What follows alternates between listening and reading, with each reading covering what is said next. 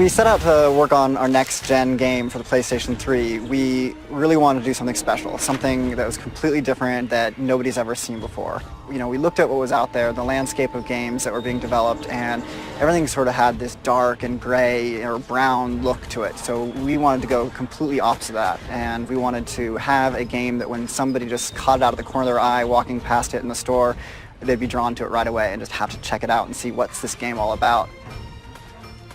I think one of the key of Uncharted that's gonna really stand out is the fact that everything looks real, and the player is gonna be immersed completely into that game, because you can believe that you are in that jungle. You're gonna see plants moving. You're gonna see real-time lights like the sun and the refraction for the world, like all these things, all these details that you see every day. We were able to produce all of that. When we set off to make a brand new franchise, what we wanted to do was sort of embrace the action-adventure genre in its sort of classic form, but in a contemporary context.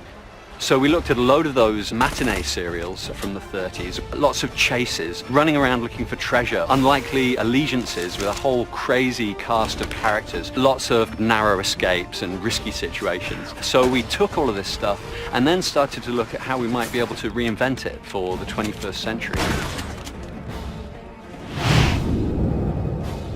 With the look of Uncharted, we wanted it to stand out from all the other games that are being developed of the next generation consoles. We wanted it to have this lush, organic feel. We didn't want to have the same gritty and dark corridors that so many of these games have you running around shooting aliens and fighting monsters in. We wanted you to be in this lush, tropical jungle that really immersed you and made you feel like you could feel the moisture in the air. It's a stylized reality, and there's a little bit of vividness in the colors that we're choosing, and everything's got this sort of larger-than-life quality. Naughty Dog has a legacy to try and put its mark in the art world and in games. So shapes and color both have a lot to do with the readability of an environment, leading the player into an environment, and how you're supposed to feel inside of that environment. So with the power of the PlayStation 3, we really felt like we could create environments that were believable and authentic. So we did a lot of research and tons of photo reference, but we also tried to put a twist on it and give it our own style. So our concept artists would take these photos and embellish them and really set the direction for the overall look of Uncharted.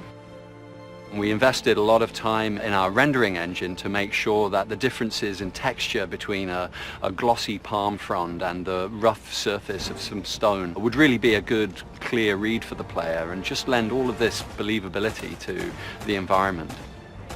We always try to have some things that in a game that never been done before. Water was one of them, and we are really happy because it adds a lot to the realism of our jungle. Whether it's ocean, whether it's a river, a stream, a puddle, a waterfall, we really wanted to make sure that, you know, water was everywhere and that we were going to try to display it in a way that was never possible before on a previous generation of hardware.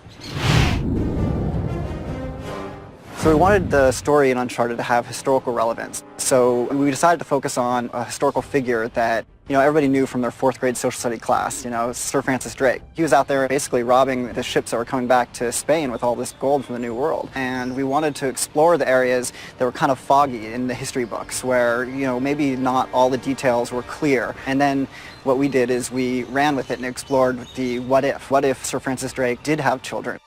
So our hero, Nathan Drake, believes himself to be a descendant of Sir Francis Drake, and there's treasure out there all over the place, and it's Nathan's job to go find it.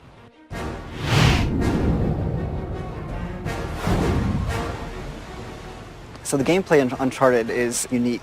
We really wanted to bring together elements that were in other games, but combine them in a way that you've never seen in a single game before. So we have 3 pillars of gameplay. We have our traversal or platforming mechanics that, you know, we've explored heavily in our past games in Crash Bandicoot and Jak and Daxter. But we wanted to combine that with some really fast action over-the-top gunplay and then mix it in with the hand-to-hand melee combat as well. A combination of mechanics and interactions that, you know, you really haven't seen put together in the same way ever before. My main focus on making Uncharted was gameplay, was how does the game feel? How does the game interact with the player? How does the world interact with the player? How enjoyable is the game? What's the fun factor on the game? And if it isn't fun, we try again. We come up with something new and and do it again. We iterated hundreds of times on almost every major mechanic in the game. Our first several attempts at Drake looked fantastic, just like the final product, but they didn't feel good. It has to feel like a Naughty Dog game. It has to be on a dime, responsive. It requires just a lot of back and forth between a programmer and an animator. Making games is not a science, and we don't have a magic formula. We just put in the hard work to make something good, and we just keep trying things until we find something that works. Hey!